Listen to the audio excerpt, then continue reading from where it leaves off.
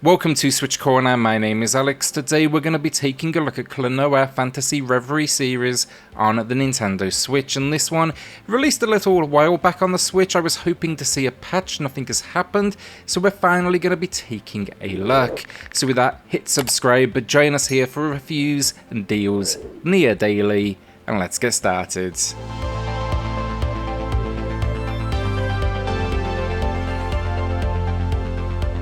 KLONOA Phantasy Reverie Series, then it bundles together two games. That's going to be Door to Phantomile and Lunatea's Veil. I briefly played one of these entries years back, but I was excited to finally get my hands on these cult classics. Story-wise though, in the first game we follow title KLONOA attempting to save the dream world from a spirit looking to turn it into a place of nightmares. In the second, kind of the same again, saving this world, but we'll have a more, let's say, defined separation between the different kingdoms that we do visit.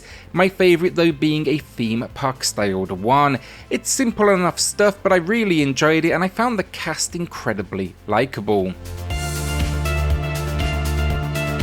Gameplay then, and what we have here for the most part is a 2.5D styled platformer, so think side-scrolling action, but with a 3D design and background. The gameplay as well, it's kept simple across both games. We can jump, and then we can use what's known as the wind bullet.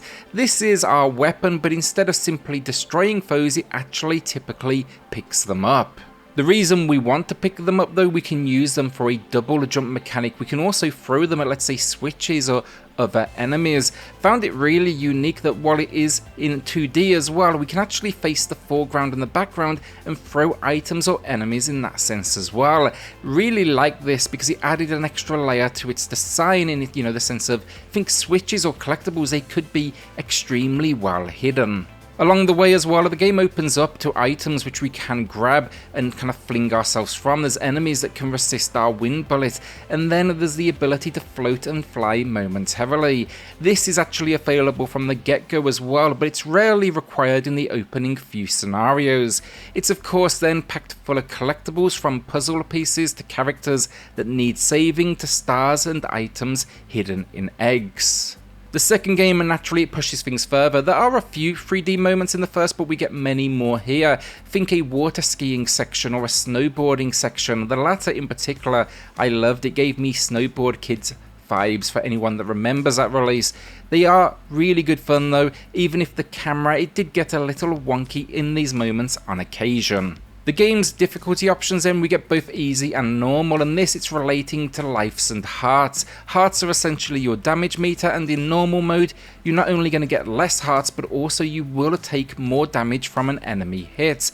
Likewise the lives here, if you lose them all, you're going to be starting the level all over again, while in easy mode it's actually going to be unlimited and you're thrown back to that last checkpoint. The platforming though, really good fun, and while both games start simple, it becomes increasingly intricate, and I was surprised at just how much I could do by the end game. The second entry takes it a step even further, with locations which will flip the world you are in, or even maybe fire you in cannons across to other platforms, think Donkey Kong style.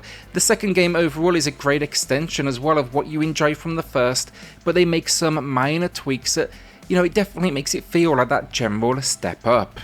Both feature as well as some really unique boss encounters that will test everything you've learnt to that point in the game. My favourites came in the second game. There's a kind of tank thing that you need to fly above, and then there's also one where you're running in a circle or dodging all sorts of attacks while looking for an opportunity to attack.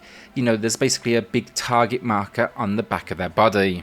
If I had any problems with the games, the first has a noticeable difficulty spike towards the end game, which borders on frustrating. It also begins to lean into pits more that cause insta-death, and yeah, just a little bit, honestly, for me, too much.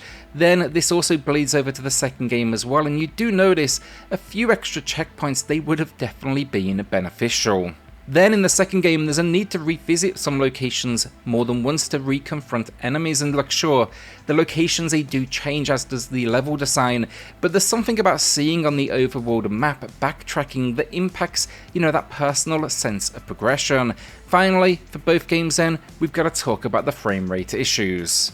I was really hoping to see a patch then with this one, but nothing noticeable at this point, and that is a shame because they absolutely deserve it. What we have here though, they are both targeting 60 frames per second, but it is unlocked and it's constantly fluctuating. In the first game it's not all of that noticeable except for a few key moments where you're kind of swarmed with enemies, but the second it doesn't quite fare as well. Here it's definitely from the get-go though, the more complex level design has no doubt led to more strain on the hardware. It's not bad either, it can just have its moments where it absolutely tanks on you. Fortunately though, it was rarely in a moment that was threatening to my health meter or my life count. And look, overall I still had a lot of fun with the game as well, and if anyone played these back in the day, I would love to know if frame rate issues has always been the case. My final note, it's not much of a package, a simple menu with both games and that is it. I would have loved to have seen maybe, more options for other entries or even just some history and information. These are typically used as an opportunity to celebrate a game, and this, it doesn't quite feel like it's going for that. It's not reaching the heights that many do. Hopefully though, it at least leads the way to a new entry. I'm sure that is the hope of many fans. Visually then, I think they've done a really good job here. It's an extremely clean design, the colours are nice and vibrant, and it's world unique. They've been completely respectful of the source material. The design as well, it stood the test of time, and I think we can thank the cartoonish nature of the game for that. Look, sure, honestly, there's issues. Enemy designs can be a little repetitive, but they all come at least with a solid animation set that kind of elevates their individual personalities. KLONOA then in particular is a highlight. There's something comedic in each action that worked for me, and I particularly like the flying. Worlds then, they are broken down into sections. The first game is a linear path, the second more freedom, but it was nice that things change so quickly. Occasionally the camera can be a little too close and you spot those, low textures, but again, it is a remaster, not a new title, so it's definitely a piece of its time. Audio finally, really like the music and the sound effects. It matches the style, it's incredibly poppy in design, but it also, because of that, elevates the moments where it decides to get a little bit darker. Each stage then as well packs its own theme and style. My only real issue with audio, the voice acting, I found it personally a little grating after a few hours, but yeah, it's there for those that want it. I will add here as well, and no English language for those that are curious, you'll be reading a text throughout. So the final verdict, I'm happy to see this release. It's a series I've known about but never really got too much into, and I think there's a huge audience out there that will absolutely find a lot to like. It's just a unique world and set of characters with some incredibly well done design. As you see your own ability grow as well, the game has a real confidence in how it's going to be challenging you. Sure, the first game then has a noticeable difficulty spike, the second is backtracking, but I think for its time, it deserved more than its cult tag. Sadly though, at the same time, this port is not without its issues. The frame rate struggles at moments, the voice acting is annoying, or at least it was for me, and as collections go, it's really not much in the way of celebrating the series. Again though, if this leads to a new entry, that's really what we care about, and that is how I'm looking at it personally.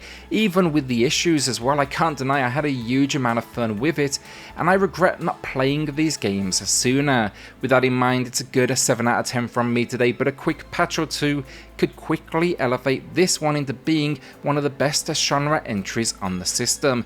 As I say, it just kinda needs a little bit of extra love. Will you be adding this one to the library then? Have you played it already? Let me know in the comments down below. With that then, hit subscribe, join us here for reviews and deals near daily, and I'll see you all on the next video. Thanks everyone.